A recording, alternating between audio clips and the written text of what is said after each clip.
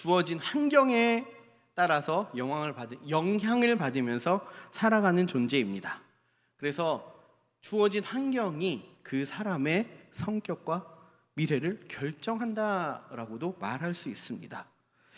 이러한 주어진 환경은 개인의 성격뿐만 아니라 삶의 방식과 가치관과 그 미래까지도 영향을 미칩니다. 예를 들어서 의식주를 예를 들어 보면 여러분 먹는 음식이 지방마다 다르고 나라마다 다릅니다. 그리고 그 먹는 음식에 따라서 우리의 삶에 살아가는 방식도 달라집니다. 더운 나라에서는 좀 더 달고 짠 음식을 먹습니다. 그래서 싱겁게 먹으면 땀을 많이 흘리기 때문에 쉽게 지치게 되기 때문입니다. 추운 나라에 가면 기름지고 고칼로리 음식을 많이 먹습니다. 추위에 적응하려면 좀 기름이 몸에 있어야 되기 때문이죠. 이는 먹는 것이 취향이나 기호가 아니라 생존의 수단이기 때문입니다. 집도 다릅니다. 비가 많이 오는 지역의 집과 또 추운 지방의 집과 더운 지방의 집, 그리고 건조한 지역의 집과 매우 큰 열대야 지역의 집은 전혀 다릅니다. 옷도 다릅니다. 추운 지방에서는 동물의 비를 끼어 입기도 하고 더운 지방에서는 최대한 얇게 입기도 합니다. 그렇듯이 어떤 우리의 주어진 환경은 우리의 살아가는 방식을 결정하고 삶의 패턴을 결정하고 성격을 결정합니다.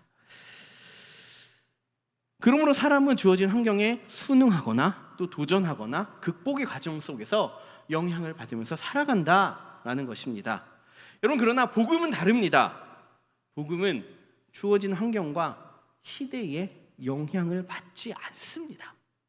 아니, 영향을 받지 않는 것이 아니라 사람의 삶과 인생과 문화와 그리고 모든 삶의 가치와 문화를 포용하고 포괄하면서 모든 것 위에서 존재하는 것이 복음입니다.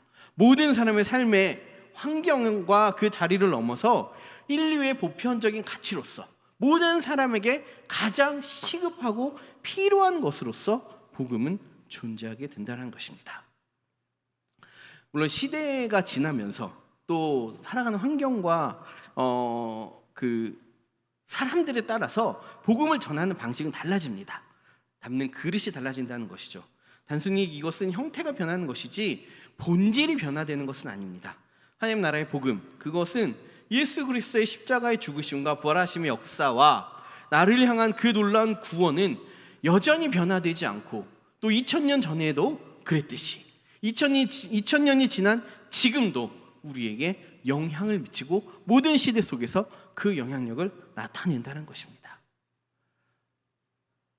여러분, 오늘 우리가 읽은 본문은 빌립보서입니다. 빌립보서는 어떤 서신입니까? 사도 바울이 감옥에 갇혀 있는 상태에서 빌립보 교인들이 어려움을 당하고 있는 이 사도 선생님을 위해서 선물, 또 지금으로 말하는 선교비 이런 거겠죠. 이런 것을 보낸 것에 대해서 바울이 감사하다, 너희들이 보낸 것으로 인해서 내가 참 기쁘다라고 해서 답장으로 전하는 서신입니다. 그래서 바울은 이 서신의 서두에서 복음을 전하는 일에 함께하는 빌립보 교인들에 대해서 기쁨으로 또 간구하며 감사를 전합니다. 이런 바울의 상황은 감옥에 갇혀 있습니다. 바울이 어떤 죄를 저질렀을까요? 어떤 큰 범죄로 해서 갇혔을까요? 아닙니다. 바울이 잘못한 것은 복음을 전했다는 것입니다. 그래서 바울이 감옥에 갇혀 있게 된 것이죠. 복음의 최전선에서 여러 지역을 다니면서 복음을 전했던 바울은 여러 차례 감옥에 갇히기도 하고 매를 맞기도 하고 또 죽을 위기도 넘겼습니다. 그럼에도 사도 바울의 예수 그리스도의 복음을 전하고자 하는 그 열정은 조금도 식지 않고 끝까지 예수 그리스도의 복음을 전하고자 하는 이 부르심에 온전히 섰습니다.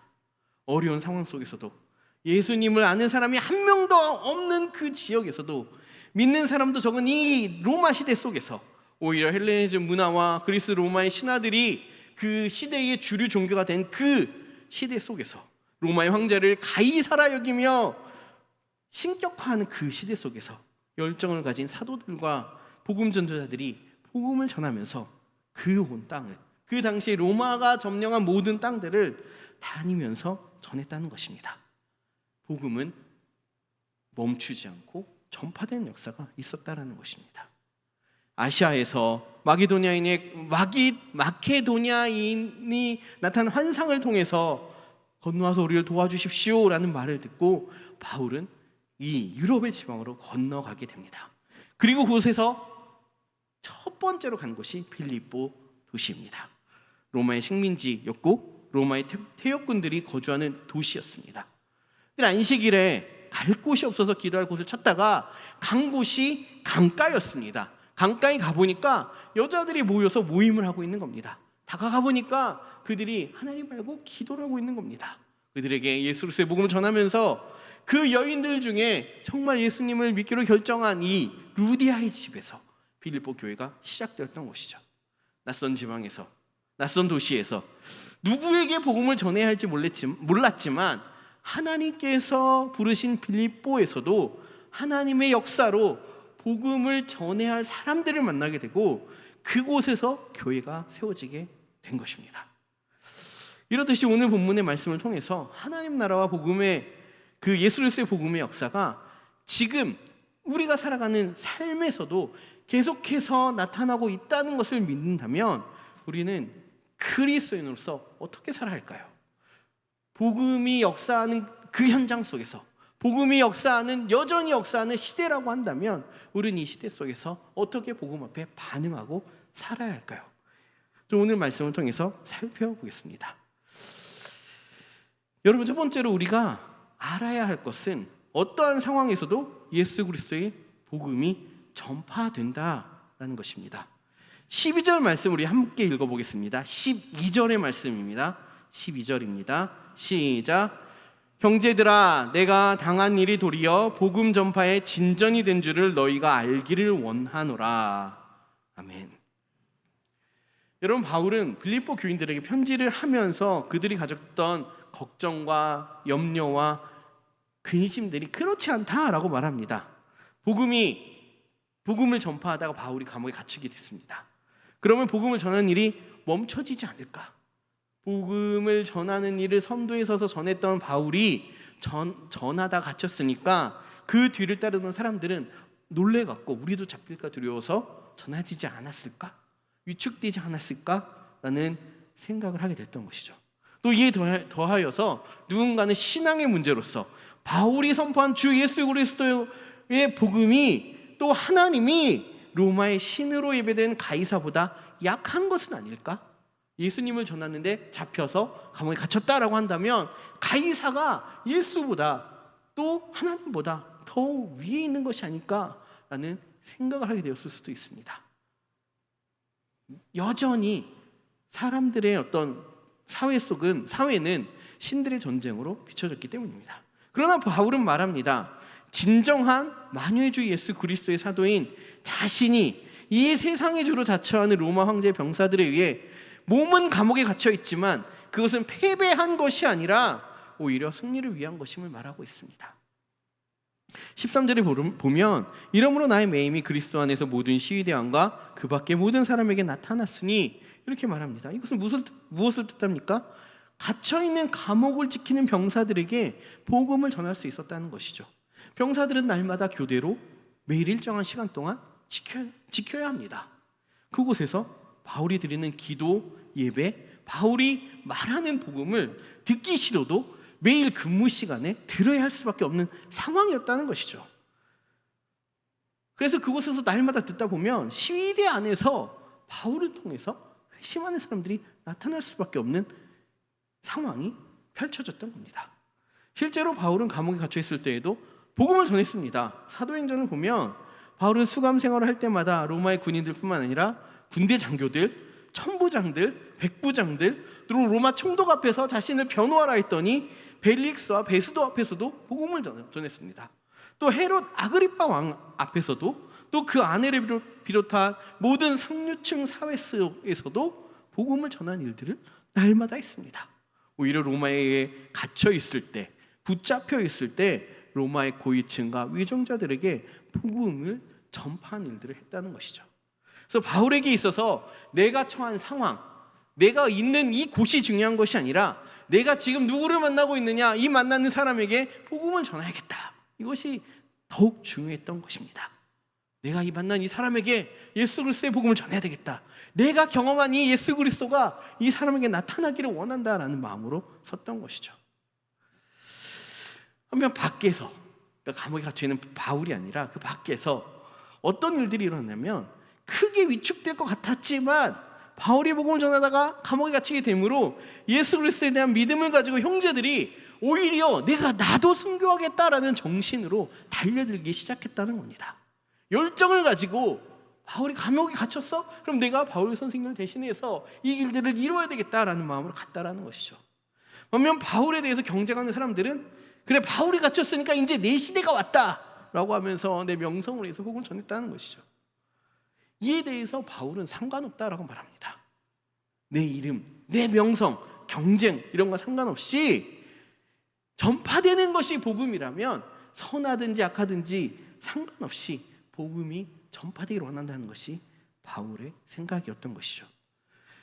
복음의 진전은 결코 멈춰지지 않았습니다. 하나님의 인도하심과 보호하심, 또 복음이 증거되게 하심은 바울에게 또 예수를 믿고 헌신하는 사람들에게 있었고, 또 복음은 세상의 외적 조건이나 사람의 제한에 의해서 막히지 않고 계속돼서 진보되는 역사가 나타났던 것입니다.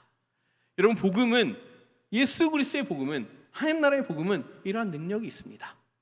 그렇기 때문에 이것은 하나님의 역사라고 말한다는 것이죠. 예수 그리스도의 복음은 세상이 어떻게 할 수 없는 하나님의 크신 능력의 역사라는 것입니다. 그 어떤 것도 생명을 구원하려는 예수 그리스도의 놀라운 십자가에 달려진 생명과 그 의지를 막을 수 없다는 것입니다. 이것을 믿고 또 내가 그것에 헌신해서 살아갈 때에 내가 어려울수록 복음의 능력과 복음을 의지하여서 살아가시길 바랍니다. 그럴 때에 하나님의 역사가 내 삶을 통해서 나타나게 될 것입니다. 두 번째로, 예수 그리스도가 존귀하게 됨을 위하여 살아야 합니다. 20절과 21절 말씀을 제가 한번 읽어보겠습니다.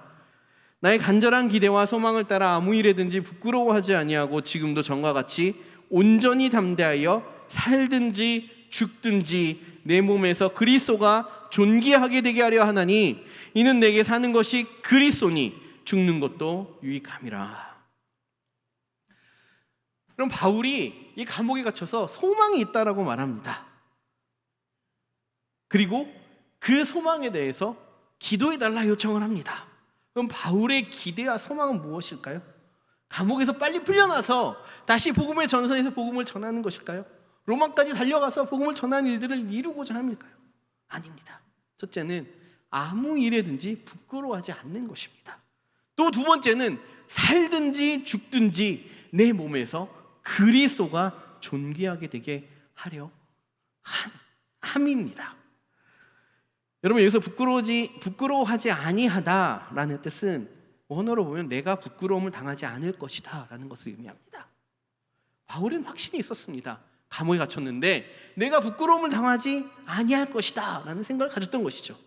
이것을 시편 말씀에 근거해서 가졌던 것 같습니다. 시편 25편 3절에 주를 바라는 자들은 수치를 당하지 아니하리라 라고 기록되어 있습니다. 바울은 믿음으로 이 말씀을 취했던 것이죠. 감옥에 갇혀 있음에도 하나님이 나를 지켜주셔서 내가 하나님을 바라니 하나님께서 나를 수치를 당하지 않게 하실 것이다 라는 믿음으로 섰던 것입니다. 그래서 바울은 단순히 내가 풀려나게 되어서 살게 되는 것뿐만 아니라 더 높은 차원에서 그리스도가 존귀하게 되는 것을 소망하고 있는 것입니다. 바울의 소망은 내가 죽든지 여기서 갇혀서 죽임을 당하든지 또 살게 되든지 상관없이 죽어도 그리스도가 존귀하게 되는 것이고 살아도 그리스도가 존귀되는 것, 그것에 있었다는 것이죠. 이것이 무슨 뜻이냐면 21절에 이는 내게 사는 것이 그리스도니 죽는 것도 유익함이라 라고 말하고 있습니다. 바로 여기에 비결이 있습니다. 사는 것이 그리스도다. 내 삶은 내 뜻대로, 내가 원하는 대로 내 유익과 내 행복과 내 삶으로서 살아가는 것이 아니라 그리스도께서 나를 다메섹도 상에서 구원해 주셨고 살게 하셨으니 내가 그리스도를 바라면서 예수 그리스도의 사도가 되어서 이방인에게 복음을 전하는 그 직분을 주신 그리스도를 위해 사는 그것이 내 모든 삶의 소망이고 목표고 이루어야 할 사명이라는 것을 가지고 있다는 것을 뜻합니다. 그래서 그는 내가 죽는 것도 유익합니다 라고 말할 수 있었던 것이죠. 감옥에 갇혀 있는 것 물론 힘들죠, 육체적으로. 그리고 내 기대와 소망이 따른 믿음이 있지만 언제라도 죽을 수밖에 없는 이 상황에 처했을 때 그곳에서도 그리스도께서 내 죽음을 원하신다면, 그래서 그리스도가 존귀하게 되기를 원한다면, 그것을 통해서 복음이 전파된다면 그것도 유익하다라고 고백하고 있었던 것입니다. 이 바울은 감옥에 갇혀서 생사의 갈림길에 있음에도 불구하고 철저하게 예수님만을 생각했던 것입니다. 그리스도가 전파되는 것을 기뻐하고 죽어서도 그리스도와 함께 저 하나님 나라에서 살아갈 수 있다는 것을 소망하며 기대하며 살았던 것입니다. 여러분, 2000년 전에 예수님이 전하신 하나님 나라의 복음이 선포되어진 이후에 복음이 2000년 동안 멈추지 않고 계속해서 예수님을 믿는 사람들을 통해서 지금까지 전파되어져 왔습니다. 역사 속에서 많은 핍박이 있는 시대도 있었습니다. 전쟁이 있었고 많은 억압이 있었고 기독교를 말살하려는 시대도 분명히 존재했습니다. 그럼에도 불구하고 계속해서 하나님 나라는 확장되어 왔습니다. 그래서 역사가 말해주고 있는 것입니다. 복음은 어느 시대에든지 상관없이 전파되어 왔다라는 것이죠. 이는 예수 그리스도를 존귀하게 되게 하려는 열망을 가진 사람들이 살든지 죽든지 내 생명이 다하기까지 끝까지 그리스도를 위해서 살았기 때문입니다. 여러분, 지금 우리 시대에 필요한 믿음은 바로 이것입니다. 그리스도가 존귀하게 되기 위하여 사는 삶입니다. 살아도 주를 위하여 살고 죽어도 주님을 위해 죽는, 또 죽음 이후에 하나님 나라에서 생명의 면류관을 얻고 예수 그리스도와 더불어 기쁨을 누리길 소망하는 삶 가운데에 살아간다면 이 시대와 나의 상황과 상관없이 우리를 통해 역사하시는 하나님의 역사를, 또 우리의 삶을 통해 하나님이 영광 받으시는 것을 우리가 보게 될 것입니다. 마지막으로 예수 그리스도의 복음에 합당하게 생활해야 합니다. 우리 27절, 28절 말씀을 함께 읽어보겠습니다. 27절과 28절의 말씀입니다. 시작. 오직 너희는 그리스도의 복음에 합당하게 생활하라. 이는 내가 너희에게 가보나 떠나 있으나 너희가 한 마음으로 서서 한 뜻으로 복음의 신앙을 위하여 협력하는 것과 무슨 일에든지 대적하는 자들 때문에 두려워하지 아니하는 이 일을 듣고자 함이라. 이것이 그들에게는 멸망의 증거요 너희에게는 구원의 증거니 이는 하나님께로부터 난 것이라. 아멘. 여러분, 바울은 한 가지 권면을 합니다. 단 한 가지입니다. 그리스도의 복음에 합당하게 생활하라. 생활하다라는 뜻은 언어로 보면 시민이 되다, 시민으로 행동하다라는 뜻입니다. 여러분, 당시에 빌립보가 로마 식민지로서 그곳에서 살아가는 사람들은 로마가 요구하는 관습과 로마의 법을 따라서 생활해야 했습니다. 그것을 비유하여 바울은 말하고 있었던 것이죠. 그리스도의 복음을 받아들여서 하나님 나라의 시민이 된 빌립보 교인들에게 시민권은 하늘에게 있으니까 하나님 나라의 백성들답게 하나님 나라의 백성으로서 생활하라는 것입니다. 그렇다면 그리스도의 복음에 합당한 생활은 무엇일까요? 한 마음으로 서서 한 뜻으로 복음의 신앙을 위하여 협력하는 것입니다. 이것은 같은 목적, 복음을 위해서 사는 것, 예수 그리스도를 향한 믿음을 지키는 것을 위하여 흔들리지 말고 함께 굳건하게 서서 그들을 대적하는 이 시대의 모든 대적들에 대해서, 복음을 전파하지 못하게 하는 대적들과 사탄과 마귀들의 역사들에 대해서 믿음으로 선한 싸움을 싸우라는 것입니다. 이 땅에 소속되어 살아가고 있지만 성도들은 하나님의 나라의 시민권자들로서 이 땅에서 하나님 나라의 기준에 따라 살아야 하는 것이고, 왕 대신 하나님의 뜻에 따라 순종하면서 말씀에 따라 살아가야 한다는 것입니다. 이때 세상이 어지러울 수 있고 믿음이 흔들리게 될 수도 있고 어떠한 공격들이 있을 수도 있고 어떤 어려움이 우리에게 닥쳐와서 우리를 좌절하게 할 수도 있겠지만, 이러한 상황 속에서도 믿음에 굳게 서서 함께 한 마음과 한 뜻으로 복음을 위하여 부르심에 따라서 합당한 삶을 살아가라는 것입니다. 그래서 세상의 대적자들, 예수 그리스도의 복음을 잃어버리게 하는 사람들, 믿음을 흔들리게 하는 사람들에 대해 두려워하지 않는 믿음을 가지고 그러한 이야기를 듣기 위해서 살아가라라고 하는 것입니다. 여러분, 예수님을 믿는 우리는 이중국적자입니다. 이 땅에 속하여 사는 것과 예수 그리스도를 믿음으로 하나님 나라에게 속하여 살아가는 국적 두 가지입니다. 그러면 우리는 하나님 나라의 복음에 합당한 삶을 살아야 합니다. 예수 그리스도의 복음을 위하여 믿음으로 굳게 서는 것, 그리고 함께하는 믿음의 사람들과 함께 모여서 다른 무엇이 아니라 예수 그리스도의 복음을 위해서 무엇을 할 것인가를 함께 고민하고 기도하고 끌어주며 권면하며 살아가는 것, 그것이 중요한 것입니다. 그것이 오늘을 살아가는 하나님 나라의 시민권자들에게 주어진 의무입니다. 여러분, 코로나를 지나면서 교회에 대한 여러 좋지 않은 소식들이 이 세상에 많이 퍼져 있습니다. 신앙을 지키는 것이 점점 더 어려워지고 힘들어지고 있습니다. 또 복음 전도하기가 예전과 다르게 너무 어려워졌습니다. 그리고 많은 설문과 여러 여론조사를 통해서 나타나는 것은 교회가 또 성도들이 줄고 있다라는 암울한 지표들만 계속해서 나타나고 있습니다. 그러나 여러분, 기억해야 할 것은 2000년의 역사 중에서 예수 그리스도의 복음의 역사는 멈춘 적이 없다라는 사실입니다. 2000년의 역사가 증명하고 있다는 것입니다. 사람이 어떠하든지 세상이 어떠하든지, 심지어 믿는다고 했던 사람들이 범죄하고 하나님을 떠난다 할지라도 하나님의 복음의 역사는 어디선가 누군가에 의해서 또 우리가 기대하지 못하는 곳에서 나타났던 것입니다. 그 시대가 달랐지만 생명의 복음의 역사는 계속해서 전파되어져 왔습니다.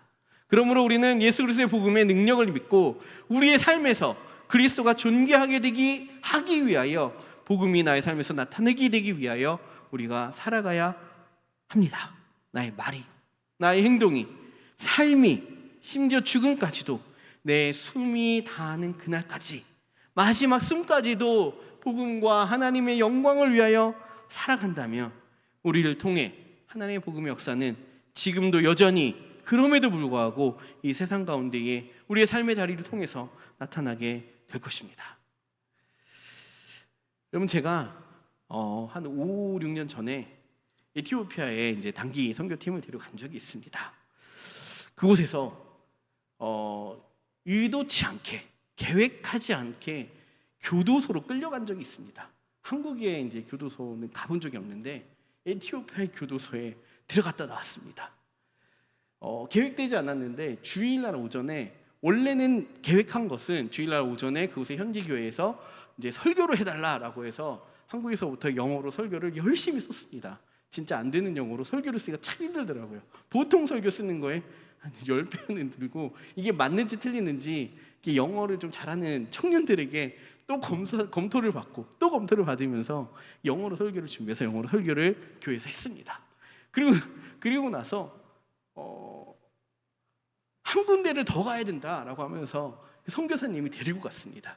그곳이 에티오피아의 범죄자들이 있는 교도소였습니다.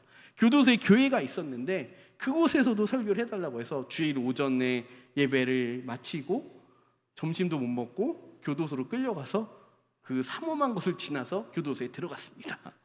그래서 여기서 내가 설교를 해야 되는가라고 딱 들어갔는데, 이게 본당 예배당에 꽉 차게 정말 새카만 흑인들이 가득 들어가 있었고, 조명이 되게 밝지가 않아요. 낮인데도 굉장히 어두웠어요.